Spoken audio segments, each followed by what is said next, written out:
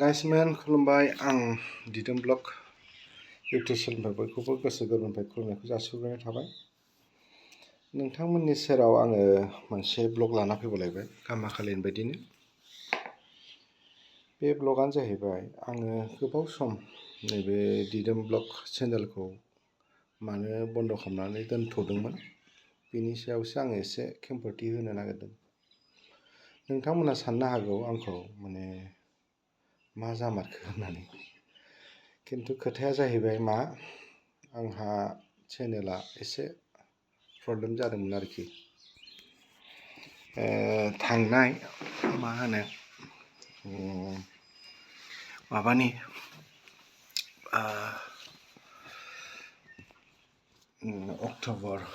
October मासावनो आरोखि, थांनाय अक्ट'बर मासाव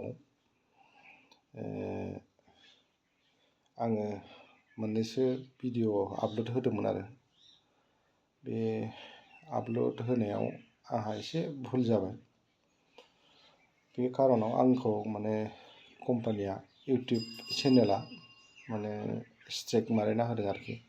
मोननै भिडिअआव आंखौ स्ट्राइक मारिनायाव आंखौ माबा खालामनानै दोनदों आरोखि, बैकट खालामनानै दोनबाय। बैकट खालामना दोननाया आंखौ दा माने लोगोफ्राबो होनबाय मा नों बे साननैसो भिडिअफोरखौ आपल'ड होथ'नांला, नोंहा भिडिअआ स्ट्राइक जानायखाय। ओंखायनो आङो थाथ'बाय नै दासिम। बेनिफ्राय दाखालि मोनसे फिसा हगारदों आरोखि आं, फिसा भिडिअ हगारबावबाय दाखालिबो, बारा बावाखै आरोखि, थायै थानानै आरोखि। बेनिफ्राय आंखौ जेनेबा माबायाव गाइडलाइन होनाय मथेबा जानुवारि 12 माने आंखौ बिसिमहालागै माने आंखौ गाइडलाइन फालिनो थिननायखाय आङो बिसिम थाबायखौनो होनदो। जेनेबा बिनि सिगांनि आं दा हगारग्रोनाय जाबाय, जानुवारि 12सिम जाबावाखिसै। बिनि सिगांनो आं दा नै नोंथांमोनजों मोनसे भिडिअ लाबोनानै बेखौ खेंफोरथि होनो नागिरदों आरोखि आं। नोंथांमोनाथ' मिथिखाबाय आंना चेनेला मनिटाइजबो जाबाय नालाय दा। ओमफ्राय डलार गासिबो कमप्लिट जानायनि खाथियावमोन आरो, डलारा कमप्लिटसिम फैहांहां जाबायानोमोन। बेसेबां सहैखांनायनि उनावहा दा आं मोननै भिडिअआ माबा स्ट्राइक मारि जानानै दा आं एसे दोनथ'नाय बायदि जाथ'दोंमोन आरो बे चेनेलखौ। दा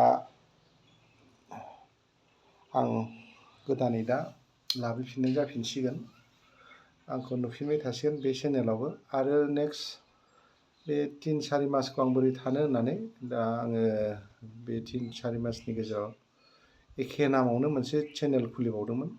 बे चेनेलफोरखौबो नोंथांमोना मिथिखासिगौ, सोरबा आंजों लोगोबो जानानै दंखायो।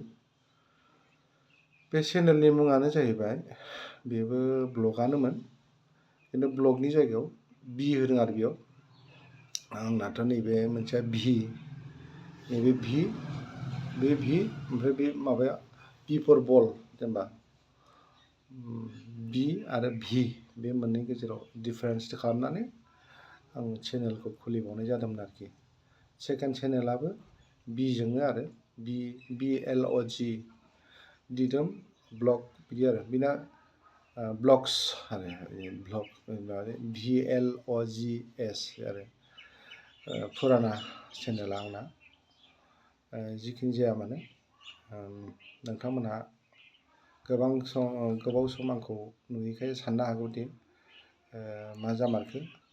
आं बेखौनो नोंथांमोननो फोरमायहरबाय। माने माखासे सम आङो बिदि जाना दंमोन आरोखि। नंखायनो अननानै सिगाङाव जेरैबायदि अनसायदोंमोन बेबायदिनो अनसायफिनगोन होननानै आं मिजिंथिनाय थाबाय। आरो बिदिनो आङो गोदान माने भिडिअ हगारबाय थासिगोन। बेयावबो नोंथांमोनहा अननानै नायलांगोन आरोखि, सिगां बायदिनो मिजिंथिनानै बेखौनो नोंथांमोननिफ्राय आसा खालामबाय। गोजोननाय थागोन नोंथांमोनहा जुदि अनसायोब्ला।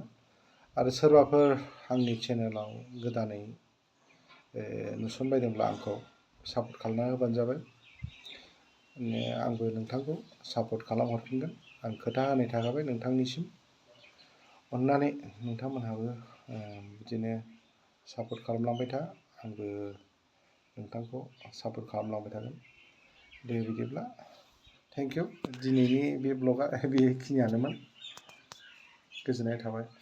फैबाय थानाय मागो दमासि बिनि सायावबो बयनिसिमबो आंनि गोसो गोरबोनिफ्राय हामलायनाय जासिहरबाय। आरो न'खरनि गासैबो बाय बाहागि गथ' गथाय गासैबो आलो गोजोनै बे मागो दमासियाव गोजोनै गोजोन रंजा बाजायै बयबो खुंफुंलांनो हाथों, रंजालांनो हाथों। आं बेखौनो इसोरनिसिम आरज गाबनाय थाबाय आंनि गोसो गोरबोनिफ्राय। दे बिदिब्ला नोंथांमोनहाबो मोजाङै गोजानै थादो आरो अननानै बिदिनो सापर्ट खालामलांबाय थागोन होननानै आङो मिजिंथिनाय थाबाय। गोजोन्थों।